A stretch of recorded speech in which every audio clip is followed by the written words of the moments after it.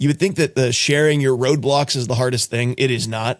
It's learning to celebrate other people's celebrations. That's the hardest thing. And it's probably the most important thing that can happen in a space is your ability to not compete, but to complement. What was really interesting is, and I'm gonna dox him here. I'm probably one of 15 people that had a conversation with Pones about podcasting. And I listened to him ask the same exact set of questions to every single person that he talked to. And that didn't frustrate me. That made my heart sing. I was like, dude, this guy he's looking for wisdom. He's looking for help on what he should or should not be doing.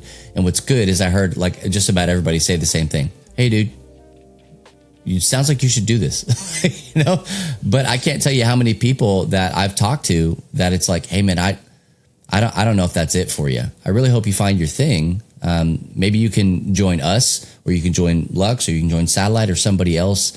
But I don't know if you starting your own thing is really it. And that's the kind of wisdom you only get from a council of people, right? Like if you're around a lot of people that you've seen either succeed or fail, we're dealing with it right now with several people that it's like, hey, you're doing a brand new endeavor. It's going to suck a lot for you. Do you have, what Mark has come to know as the grit? Do you have the grit to kind of make it through these rough seasons? So, all right. So it's Kitestring. Kitestring is going to be like a continual learning platform that is asynchronous, meaning that you can join a course, you can hop in, and you can do the things that you need to do. And the beauty of it is free. Like we don't have a subscription model locked to this. We don't have a trajectory for a subscription model locked to this. If you get on Kitestring and you do your own thing, there's nobody that's stopping you from charging for the stuff that you have on there. But as far as the collective goes, our hope is just to equip people. We want the value to be in that. Because honestly, when we go and we fund for NCMS and these other things that we're doing, we're trying to show the value to our sponsors. We're trying to show the value to these organizations like Stadia and One Child that are looking at the things that we're doing and going, oh yeah, like Reliant, every year Reliant's like, absolutely, we want to be a part of the things that you guys are doing. We only get there because of the people that join us on the journey. So that's one thing. What are some of the other things, Zach, that we're kind of looking at doing? The other thing that I think is probably the single most significant is we really want to lean into this idea, which again, I think has always been true. We just want to really emphasize that what we are is we call this the Nerd Culture Ministry Underground podcast. Our Discord is the Nerd Culture Ministry Collective.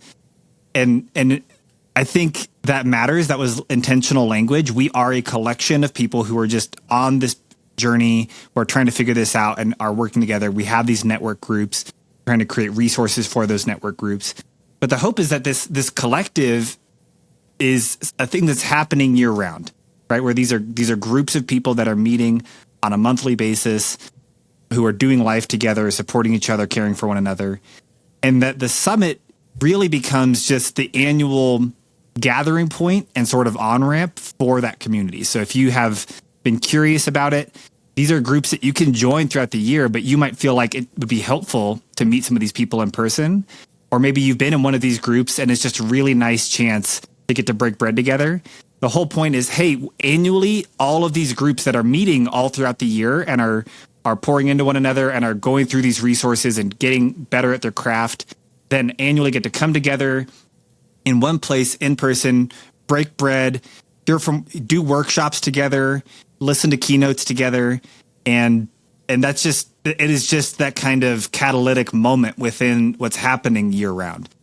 So I think that's a big part of it, is next year really leaning into that idea that NCMS is a gathering of people who are either wanting to be part of these networks or already in these networks, but are part of a bigger thing that's happening really all throughout the year. And so you'll probably see less total keynotes next year. We won't have zero, but we may only even have one or two key people that are kind of a name that you would recognize from outside of the nerd culture ministry world, your Butch Hartmans or Caitlin Glasses of the world. And more of the people that are going to be speaking will be people who are practitioners in the space who are just sharing. I remember, I think it's a foreword of a book that C.S. Lewis wrote where he talked about like, I'm just another student in the class sharing my notes with you, which is a very humble thing for someone like C.S. Lewis to say. But that heart posture of people coming in just saying, look, I'm just sharing my notes and wanting you to be able to see those. And I think that's very much the attitude that we want to take, is having workshop heavy chances for people to just say, hey, you're also doing YouTube. Let's learn how to do that better together. Hey, you're also doing a ministry in a local game shop. Let's look at how to do that better together, whatever that is. So yeah, I think that's a really big part of it. That was one of the big things that people really appreciated about bare minimum this year was they said, hey, thank you for not over programming. Thank you for leaving space and leaving time for us to connect. And one of the things that I would like to see is network meetups at NCMS. Now we're not going to uncap the space, because the places that we're looking at, the place specifically that we're looking at in Orlando, if you missed that, we're going to be in Orlando this next year. It has limited space, but it's a part of a large organization. And so we want to give the people that are going to be there access to it, and access to these people and to those minds and to those networks and all of the global reach that they have. But we also don't want to miss out on the fact that we may not have those people always, but we will have each other. And so giving you an opportunity to spend time with the people that you've been walking through the trenches with for the last year or more is important. And so if you're not a part of a small group, if you're not a part of one of our networks, you got to get in there and be a part of it. We're going to be opening up applications for people to host one of these networks and also to join. And so if you're not already a part of one by the time that you're hearing this, go to our Discord, ncmcollective.com. We'll take you straight there and join one of them. And if there's nothing that's there for you, I've gotten probably 3 people that are like, hey, Bubba, I'm ready to start a network. I love that. Let's check that out. Let's look into it. Let's see kind of what that looks like for you and for the people that are in our community. Even if that means it's, 2 or 3 people, I think that it's totally worth it if you can commit to being there on a monthly basis and, kind of living life together. Like Mark and I, we talk all the time. We'll just text each other, or, we'll talk on stream, or, in meetings or podcast stuff or whatever. But if you don't have those avenues, this might be a good one, because you can feel all alone.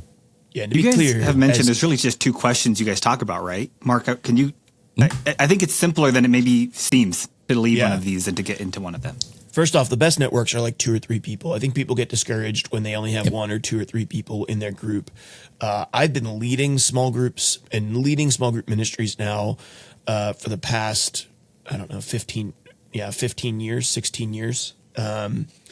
Most small groups that start small, as you get to 6 to 8 people, you wish they were small. So these networks are very similar. They ask 2 main questions once a month for an hour a month.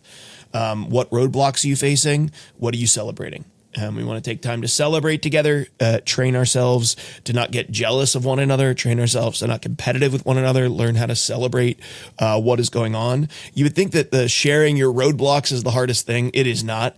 It's learning to celebrate other people's celebrations. That's the hardest thing. And it's probably the most important thing that can happen in a space is your ability to not compete, but to complement your ability, which is, I've been literally saying that since Megazord in 2022. Our heart was to bring people together, to not compete, but to complement. And that continues in our networks. And so, literally I'm heading to my network in 9 minutes. We'll see if we make it. Yeah. We'll see if we make it. Yeah. But in about 9 minutes, I'm heading over to my network. And it's, I lead an org leaders network, and we have anywhere between like 3 and 6 people a month that are able to show up for it. And, each of us are in different stages. Some of us have staff. Some of us are solo. Some of us are fundraising. Some of us never want to do this full time. And when we're doing it as like a side gig, but we're trying to figure out how to do the organizational leadership leadership piece. And it's a really life-giving thing just to have a place where you can come and say, hey, this is the stuff that happened this month that was really hard. Or hey, I'm just running into this challenge. Who has also run into this challenge before? And sometimes we actually have someone in the room who has, and that's helpful. And then, also we just know each other's personal lives. Like we know each other, what's going on in each other's individual personal lives, and we're there to pray for one another so that we're not isolated. And it's also just really helpful to know that there's other people who are struggling with things similarly. Like there is at some point for at least one person, every NCMS planning, where we are like, one of us is like, we want to hit the eject button, and somebody else is like, don't do that. We're okay. It's going to be okay. And honestly, the network this last time was one of those don't hit the eject buttons for me. Like I went to my network and I was so overwhelmed with, as we were approaching NCMS a couple of months out, shared with my network what was going on. And I'm confessing this to people who've bought tickets. So not your best place to confess, I don't want to do this, with the people who've purchased tickets for it. And each one of them just expressed how much NCMS had meant to them and how they don't care even what the production level is. They just want to be there and be together. And that was fuel in the tank to push through and get NCMS across the table and through the finish line. And they were a major player in making that happen this past year. And so, it's not a small thing, and we need them as well. So. Yeah. I really hope that if you're listening to this as someone who is doing some level of any kind of nerd ministry or is thinking about doing any level of nerd ministry, one of the things that I would hope you hear is what it looks like. We've talked about all these different forms, whether it's planning NCMS or doing Lux Digital Church or doing Love Thy Nerd or doing all kinds of other things. But some of these really practical things, like the reality that Mark just talked about of as we're planning NCMS, having moments where at a very genuine level, we're like, man, is this like, we have these like crisis of faith, for lack of a better word, right? Like, man, is this, should we just pull the plug? Is this even the right thing? And I think if you're doing this, you might be like, what I'm doing, what does this really look like? For other people, it must be so different. And I hope you hear the reality that what it looks like to do ministry and be doing it well often looks like moments of intense doubt, feeling overwhelmed, moments of intense faith, huge victories, doing that alongside people who are working with you, people who are not working with you, but are working in adjacent fields who can encourage you, surrounding yourself with encouragement and support. And that's all part of it. That is what it looks like. It's all these really practical writing contracts and working out deals with people and what it's going to cost to get them paid, and the long grinds of sending out tons of messages and not getting messages back. It's having moments of doubt and then feeling the win of when you're standing there in the room and you're seeing 150 people or whatever all worshiping together and feeling that huge swell of encouragement. All of that is just part of it. And so if you're like, man, like you just said, Mark, being able to hear from Chris, I'm hoping that for some people, maybe this is a similar thing for you, that you're like, man, I've been there. I've been trying to do this and I feel alone, or I've felt really downtrodden. That's part of it. Get connected to a community. You don't have to do it alone, and you can be encouraged by other people who can remind you that this is all just kind of part of the process, and we're all just kind of figuring it out as we go.